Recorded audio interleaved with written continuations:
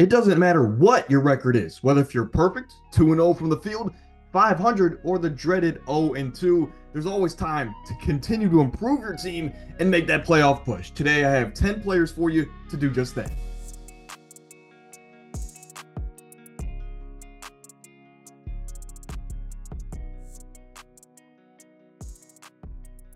Let's kick it off at the quarterback position. If you're new around here, of course, we go through 10 different players, and in normal videos, you have to be under 50% on both of these to be in these videos. But of course, I'm going to make an exception here because he's only owned in 42% of ESPN leagues. I'm talking about maybe the MVP of the league so far, Derek Carr. Apparently, the greatest show on turf has been realived, and it is now in New Orleans. Derek Carr, again, this is a guy that for fantasy is averaging 26 points a game this year. This is a team that has the #1 offense. It's providing plenty of scoring opportunities. I mean, they've put up 91 points in the first 2 weeks of the season. Derek Carr, if you need a quarterback, I say that's the way to go.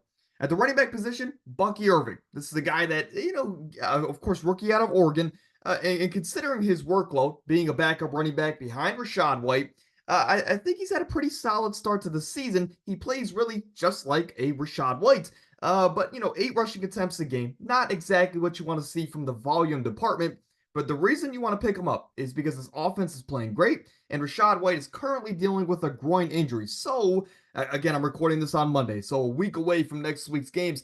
But if there's any reports on Rachaad White might miss time or he might split carries this upcoming week, Rachaad White might be or Bucky Irving, excuse me, might be a solid play this upcoming week. But just keep an eye on him because if Rachaad White misses any time, Bucky is a starting running back in a great offense.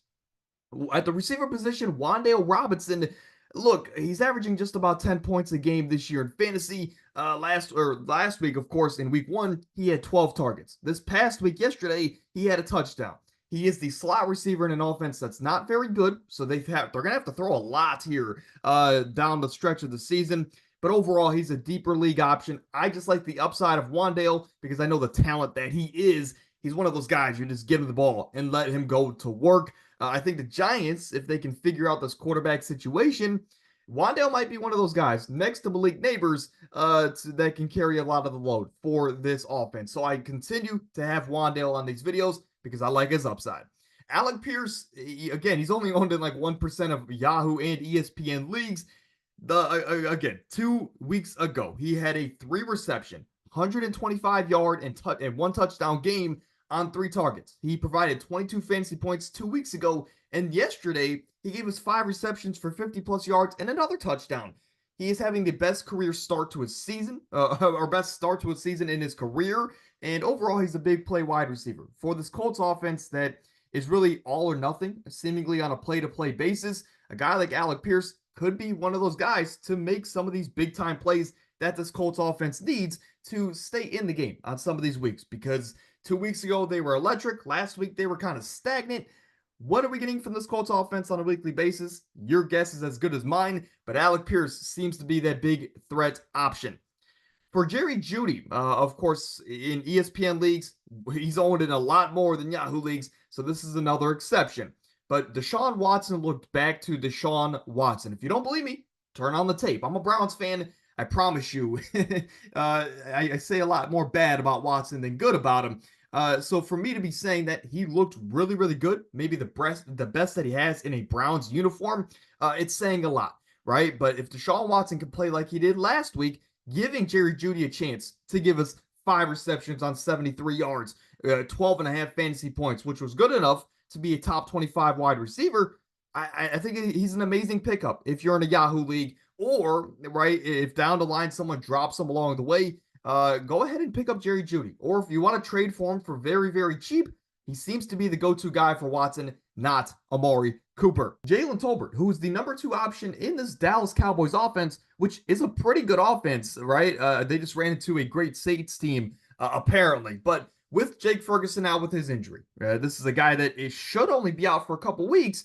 But now, we've seen with guys like Puka Nacua, Christian McCaffrey, and Hollywood Brown, most notably, some of these guys, these injuries, their timetables might get extended to almost double the time, as we've seen with those guys that I just mentioned.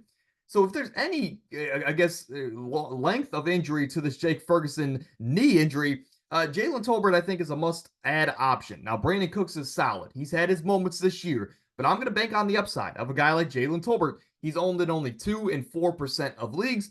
Why not? A guy that gives you 9 targets on a weekly basis, or pretty close to it. I like the upside of Jaylen Tolbert with Dak Prescott as his quarterback, especially given the attention that CeeDee Lamb gets on not a game-to-game basis, a play-to-play basis. He's almost double-teamed on every single play. Hunter Henry at the tight end position, this is a no-brainer. He's a top 5 pickup on the week, as you see in the top left of your screen. This is a guy that Jacoby Brissett threw 24 times in that game this past week against Seattle, in an overtime game, I might add. So 5 quarters of play, and he only threw 24 times. 12 of those throws went to Hunter Henry, a guy that had 8 receptions, 109 yards, and like I mentioned a couple times, 12 total targets. He gave us 20 fantasy points at the tight end position, which was the tight end 2 on the week. Now, this is before, again, guys like Dallas Goedert and Kyle Pitts take the field on Monday night, so maybe he gets bumped down. But Hunter Henry, great week last week, and if he can get this much volume and attention from his quarterback, it's a no-brainer. He needs to not only be a pickup, but a starter on a weekly basis if he's getting 50% of his quarterback's throws. Jonnu Smith, this is a deeper league option, no doubt about it, but a guy that gave us 7 targets last week, 6 receptions, and 53 yards. A majority of that came with Skylar Thompson as the quarterback. Now, I don't know if Tua is going to be the quarterback starting next week, right, with 10 days off in between his last game and his next, or if it's going to be Skylar Thompson. We'll have to see what the medicals say. But I will say that Jonnu Smith, I think, showed a lot of promise in this offense. And, of course, they have a lot of big play guys like Jalen Waddle and Tyreek Hill, right? They need that, that big body, reliable guy underneath. And a lot of these times, and a lot of the times in this Bills game, it was Jonnu Smith. So I like his upside. Again, gave us 11.5 fantasy points last week. Top 10 tight end on the week. Jonnu Smith could be a sneaky pickup in those 12, 14, or 16 team leagues if you're that crazy. At the kicker position, look, we gotta include one, right? Blake Group. The offense has been great. They've put up 91 points throughout the first 2 weeks. It brings a lot of opportunity for Blake Group to give us a dominant season in fantasy football if this offense continues at least remotely at this pace. He's giving us 14 fantasy points a game from the kicker position. Absolutely amazing. He's top 3 on the year. And ultimately, this team just needs to get past the 50 because Blake Group has a great leg on him. Now, this is a quick recap. Of course, my top 10 pickups on the week, whether if you're in a shallow 8-teamer all the way up to a 16-team league. Now, the only guy that I didn't make a graphic for, but I want to mention for the deeper leagues is Braylon Allen, a guy that dominated when he was on the field for the New York Jets at the running back position. Now, they have Breece Hall. He's not going anywhere outside of injury. But Braylon Allen did a little bit in the receiving game and the rushing game. Just someone to look out for. But that's going to do it. Top 10 pickups on the week. Let me know what you think in the comments. I'm out of here.